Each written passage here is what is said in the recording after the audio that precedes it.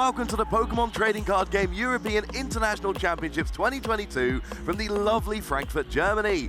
It's the very first international championship back from COVID. People are so hyped up, they're ready to go, they're prepared. A testing group is a group of players that come together, play a lot of games, and try to solve the format. What year did I start playing? 1999. My goals for the season have always been just to make the World Championships. Chasing that invite as well. I'm 6 points away. Ultimately, the job of a testing group is to make each person in the group better. With Kaya, the pressure's on. You're considered to be one of the best seniors in the game. It doesn't really matter that I've won Worlds. I'll still see like the big Pikachu trophy as a goal I have. So far this season, I haven't competed as well as I wanted to. I ended up falling short of the two big events, Salt Lake City and EUIC. So it's kind of scary in the beginning, not doing great at all, and then having to come back later in the season. Do you have the cards to start putting the deck for next weekend together? Yeah, I have them in my bag. Yeah, I'm probably gonna go to League on Tuesday since I don't have tennis. Yeah. And get cards from there. At Indy, I'm hoping to play the deck that beats all the other decks, you know, to play a deck that has good matchups across the field and make top 8 from there. So those two boxes, since you do very well, those are mine, right? No. No?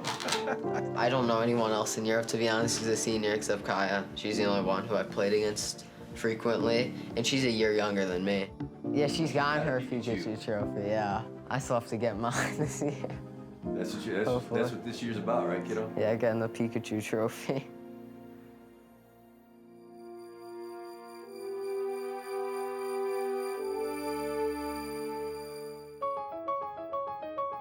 So the regional championships are always a really exciting place to go test your Pokemon skills. They're kind of a unique situation. It's not an international championship necessarily.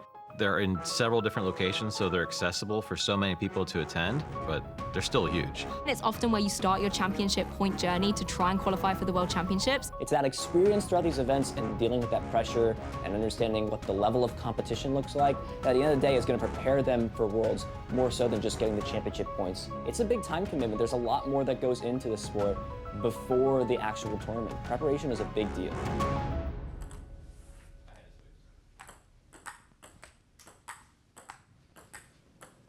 I'd like to say that group of a pretty competitive family. You know, we all try our best no matter what we do. No one's throwing a game for the other person. We're all trying to win. Everyone's trying to get the champion title type of thing. I live in Cape Coral, Florida. This is where I actually learned how to play Pokemon.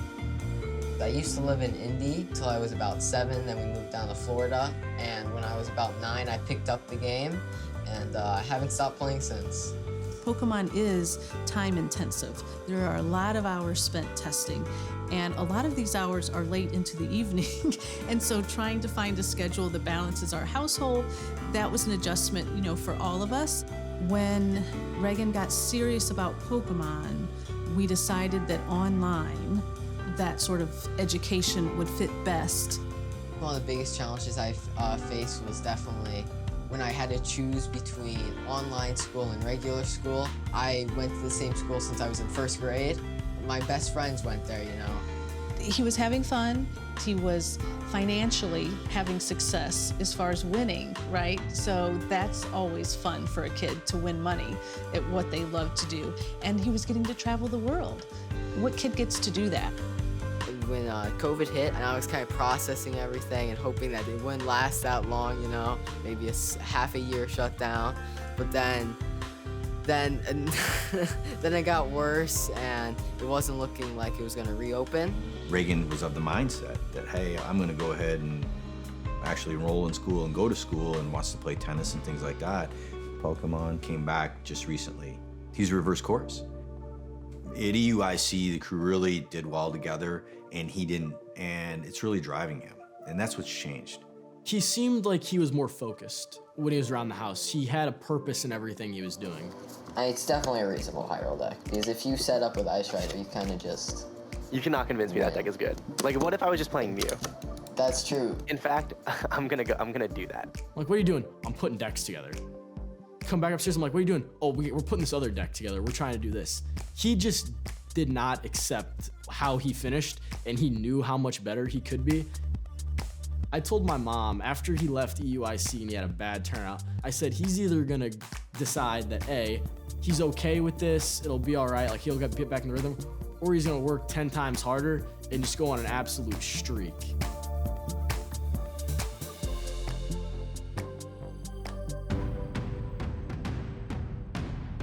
So Indianapolis regionals are coming up, and it's been crazy. We opened registration and we capped out in Masters in like an hour. Pokemon's popularity over COVID has just gone like that. Now with like the big influx of players in the game and like regionals registrations like filling up like crazy, it's a big deal because we're seeing like the biggest tournaments we've ever seen for the game ever.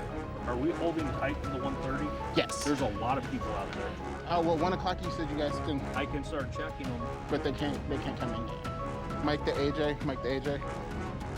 Currently, we are like at 1,080 players. So we have enough people to monitor the lines or no? Yes, right now I've got 3 people monitoring the line. Oh, well, 1 o'clock you said you guys take a can. look? Yeah. Is that okay? That is perfect. I'm stressed, but it's a good stress. I'm ready. Sorry, Daryl, I can't see your flag.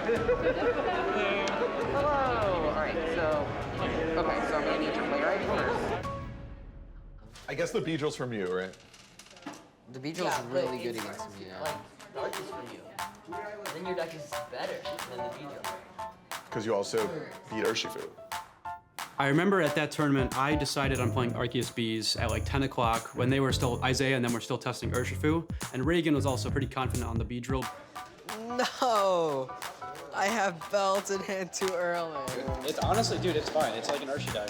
So we're all trying to convince each other what to play. And we all have pretty strong opinions because we're all good players in our own rights. Like I actually let Regan borrow my Beedrill because I didn't think I was gonna play it. Xander, you're still playing that deck? Bro, it's 10:30, dude! It's not even 10:30. It's not even 10:30. And then at midnight when he went upstairs, I was like, hey, I'm gonna need this back. I started the game idolizing these players. Like, I loved Sam Chen. I thought he was so cool. I mean, I looked up to Xander as someone who I thought was one of the best players in the world. The best first season in Masters of all time. And then John Ng, one of the best seniors of all time. There are these guys that when I started playing, I looked up to as, you know, they're on a different level.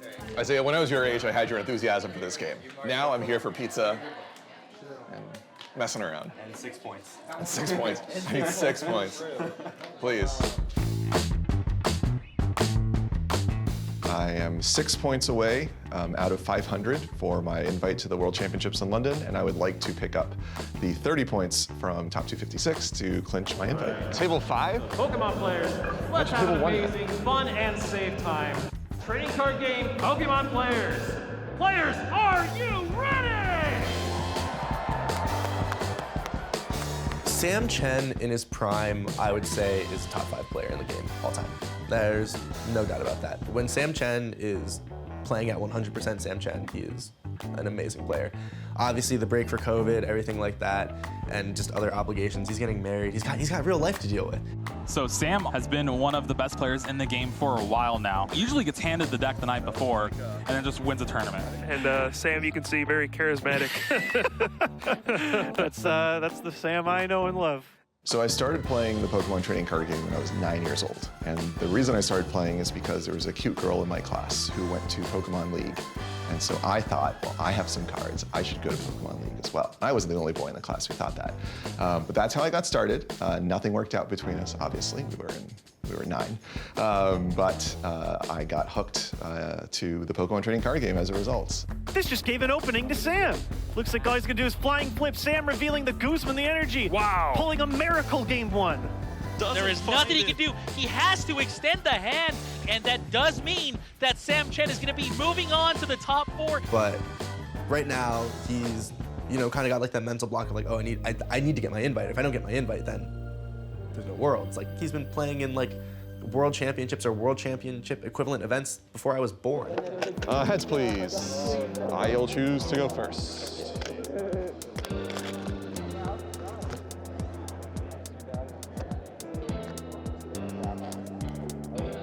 all trending over for the meeting? Yeah. I would definitely like to do very well at Indy since I underperformed at EUIC in Salt Lake. So I think that Indy is definitely a big tournament for me.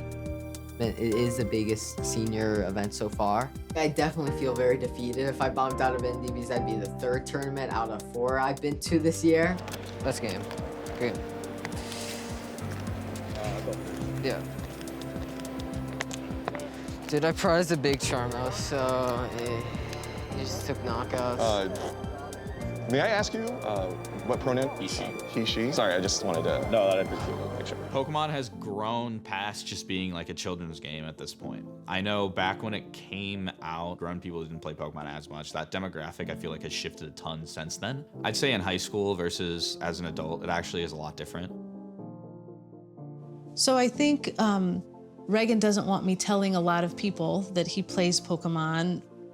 I think when people hear about him being successful at this quote-unquote kids game, they are kind of enamored by it, where he is more embarrassed by it. And I think that that's just where he is as a teenage boy right now. I think the biggest thing that the game has done me is like it's taught me a lot about like self-confidence. So I was very shy about me playing Pokemon in like elementary and middle school. I'd get bullied a fair amount. People just thought it was weird. It was like, the thing was just like, oh, play a sport, play soccer, play basketball. People didn't really understand it. I'd say there's like a curve to the acceptance of Pokemon. It's kind of bizarre. So like it starts up here and like all the kids are like, oh, you play Pokemon like competitively? That's so cool. And they're like, and then you go to like 16 and it's like, what are you, a nerd? And then you get up to like 22, 23, and they're like, oh, you play Pokemon? That's so cool. There were mixed reviews on my classmates, but everyone in middle school is like that, they're whatever. But when I got up into high school and even now in college, when I tell people about it, they're like, dude, this is the coolest thing ever. And it really like made me feel like I was like, this is the coolest thing ever. I should have never felt like I needed to like be shy about it or anything. And it definitely taught me a big lesson about self-confidence, just like be yourself.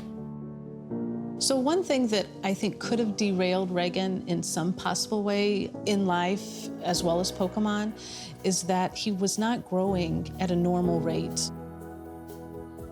We noticed that he was falling off the growth chart, and so his pediatrician recommended a specialist for us to go to as being a good candidate for taking growth hormone. It was pretty noticeable at Pokemon and everywhere else in life that he was very small in comparison to other kids his age. He's a pretty laid back, humble, relaxed kid. You know, obviously with disappointment, he goes through a thought process. Sometimes he needs his own time, but he doesn't dwell on it. He does well with that. I've always given him a hard time about his size. He just kind of is him and lets you judge him off of him. His take was that I'm good. I don't want to take the growth hormone. And so I think that was a much broader life lesson that he can go back and say, you know, I remember I listened to myself and that turned out so well, because he has hit a growth spurt now. And I do appreciate all his friends, and particularly the Pokemon community, for accepting him just as he is. Is like, if I hit, like, dude, all the top players are on Mew and like Whimsicott and stuff. Yeah. I'm just like, dude, if I hit them, oh my God, I win the tournament. Like, So who are some of the names that we can expect to be seeing in day 2 tomorrow? Yeah, just looking at the B-boys. When we get to an event of this stakes with a break as long as this due to quarantine, these players want to prove to everybody that they are still the top of their game. The B guys, the B-boys. For this event, we were most definitely the B-boys. Please don't call us the B-boys. No. It's fine. There's no rust on the gears. They're ready to go. They're ready to keep things kicking, pick things back where they were, and show their dominance in the Pokemon trading card game. Sam has told us personally that like he's looking at this year as just like improving and trying to get back to that spot he was at. Right, he's definitely not as good as he was at his peak. He can come back for game, yeah. Oh, let's go. Yeah, he's fine. But he is still a good player. He can still perform well at events. He can still make good calls. Well, it comes down to this. I either have it or I don't. I will do this. Let me just make sure I have it. I think I have the game. And so I'm so proud of him for sticking in it, for putting in the time. He's been testing all that he can for these events, and it's been showing. Sorry. Yeah, you're good. I don't have it.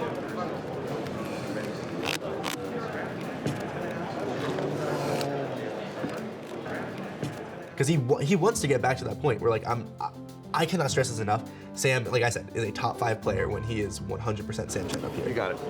Good game.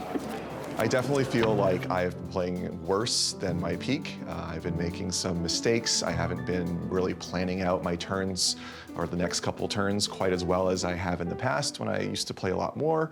And so I do think my overall skill level is a little lower after not playing for 2.5 years. You want one out? What? 8-1. 5-1. We'll see where 5-1.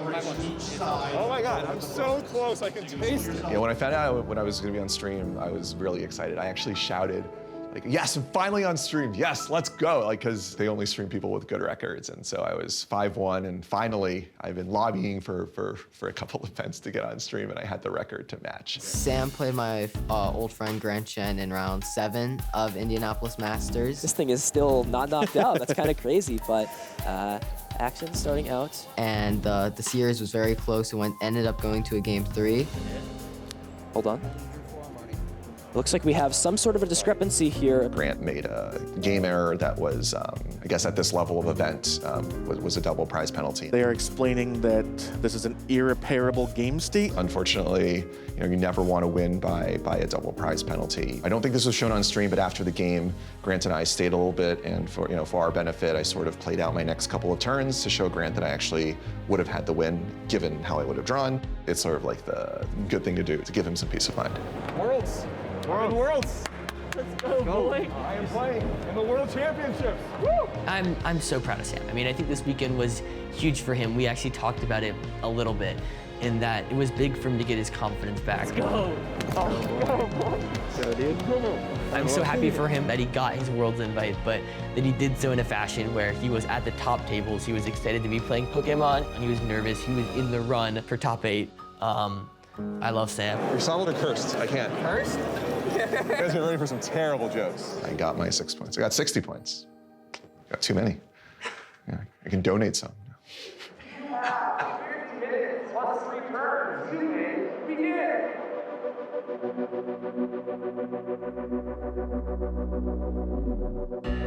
Players who are in their last year seniors, there's a lot of confidence you've got going into that last year. You've performed well. You are at the peak of your division. You are at the last year. You have the most experience out of these players in this division. So having been a former top-level senior, I know what it's like. In your last year, there's a lot of pressure to really show what you've got and be like, all right, I'm number 1, and propel yourself into Masters with that same energy. In my last year in seniors, I went through a rough patch early on as well and had to catch my stride again. And so I definitely felt for Regan a lot when he didn't do as well at Salt Lake and at EUIC. Our dad really instilled in us when we were younger, like, hey, things gonna happen to you in life that are totally out of your control, nothing you can do about it. And the one thing that you can do is find solutions. In top 4, I ended up hitting Caleb Rogerson. He actually won Salt Lake City and EUIC, so he hasn't lost in the med yet. My hand. And in game 3, time was actually called. Went on for a super long time. He actually attached the wrong energy, which gave me an opening with B-Drill to take the game. To finally have that moment where you break through, when you get that performance that you're really looking for, when you've maybe had a couple rough tournaments, a couple rough showings, or you've taken a break for a while and you finally come back into things, it's maybe the best feeling you can have in Pokemon, to break through that barrier, because from there you just have that momentum to continue pushing through, to continue working hard. It felt very, very good winning a regional event, just knowing that I'm back, and congratulations. Happy Mother's Day. To win in my hometown, because this is Indianapolis is where I was born, so that definitely feels very, very good.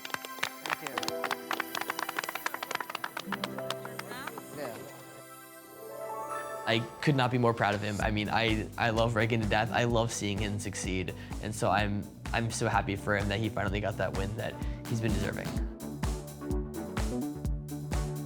Regan and I, we both sort of sat down, we tested, and we just put our trust in the group. And for me, it was really great getting a big, deep finish at the regionals. For Regan, winning another regional in seniors is a fantastic accomplishment. So I think us putting our trust in the group and playing the deck that we all worked on, paid dividends for both of us. I'm proud of the work he's put in, but it's his success. You know what I mean? It's his success, and I couldn't be happier for him. As I've told you before, I'll get him to where he needs to go. I'll make sure he has the resources. The rest is up to him. But when he won Indy, ever since then, man, he's been killing it. So at New Jersey and Vancouver, I won back-to-back-to-back. I don't care what division you're in, winning 3 regionals in a row is insane. Steve told me, because Steve is always looking at rankings, and so Steve told me that Regan was ranked #1 in the world. It is nice to, you know, finally be back on top after the start of the season. Wait, what did I select? No. Sam, why did you select a theme deck? What? I'm sorry. Guys, I think theme deck. I think theme deck practice is what we need to do today. I think Sam's trolling for the camera. What's new? So NAIC is the pinnacle of like everything. You have all the best players playing from around the world. I'm happy that it's happening 2 hours away from me. The goal for me is to finish #1 in North America. Currently, I'm 5th right now, and Isaiah is like just right under me in 7th. I'm still a first-year master, and while I have had a lot of success this year, I feel like I am still working to prove that even though I'm a lot younger than a lot of the competition, I am one of the best players in the world. There's about 200 seniors who end up showing up to NAIC, which is a lot bigger than the regionals we've had this year. Regan is in his last senior year, and I'm definitely looking forward to playing him again. I haven't played him in a long time, and it's going to be interesting to see how it goes. Every single NAIC have been right before Worlds. It's always been that last crunch time for some of the players. So the pressure is on